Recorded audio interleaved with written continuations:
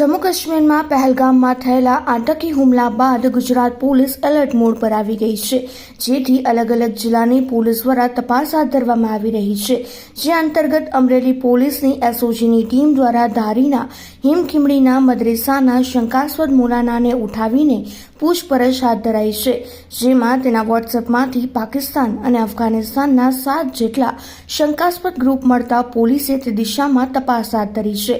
મદરેસાની જગ્યા કાયદેસર છે કે ગેરકાયદેસર તેની ચકાસણી કરવા રેવન્યુ વિભાગના અધિકારી મદરેસા પહોંચ્યા હતા. નકશા અને પુરાવાની તપાસ હાથ ધરવામાં આવી છે. ધારીના હિમખીમડી પર વિસ્તારમાં છે એક મૌલાના આવેલા છે. એમના ફોનની તપાસ કરતાં એમના ફોનમાં અફઘાનિસ્તાન અને પાકિસ્તાનમાં રહેલા વોટ્સઅપના ગ્રુપો છે, એમનામાં એ જોડાયેલા છે. એવા એમનો ફોન મળી આવેલા છે. એમની જોડે જ્યારે એમને પહેલાં પૂછપરછ કરવામાં આવી હતી ત્યારે આધાર કાર્ડ સિવાય એમની પાસે કોઈ આઈડેન્ટિટી અથવા સિટીઝનશીપના પ્રૂફ નહોતા. જે અત્યારના જોતા એમની પાસેથી એમના પાસપોર્ટ અને એક બીજા ડોક્યુમેન્ટ છે મળેલા છે, જેમની ખરાઈ પણ અત્યારના ચાલુ છે.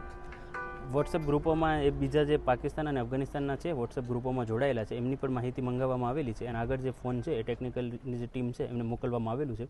આ વિષયમાં જો વધુ કોઈ પણ માહિતી મળશે તો તમારી જોડે શેર કરવામાં આવશે. હાલમાં જે રીતે પ્રાંત અધિકારીઓ સહિતના રેવન્યુના અધિકારીઓ પણ આ તપાસમાં જોડાયા છે, આ મિલકતના કોઈ દસ્તાવેજને લઈને પણ તપાસ કરવામાં કાયદેસર છે કે ગેરકાયદેસર એ દિશામાં કોઈ તપાસ ચાલી એ દિશામાં પણ તપાસ ચાલી રહી છે. જો એનામાં કોઈ પણ અપડેટ આવશે તો એ પણ તમારી જોડે શેર કરવામાં આવશે. વોટ્સએપ ગ્રુપમાં કોઈ આતંકી પ્રવૃત્તિ કોઈ કનેક્શન મળે છે કે કેમ, શું લાગી? હજી સુધી એક્ઝેક્ટલી કોઈ એવી માહિતી નથી મળી, પણ એ આગળ જે ટેકનિકલ ટીમ છે ને ફોરવર્ડ કરવામાં આવેલું છે. જો કોઈ પણ માહિતી સામે આવશે તો એ પણ શેર કરવામાં આવશે.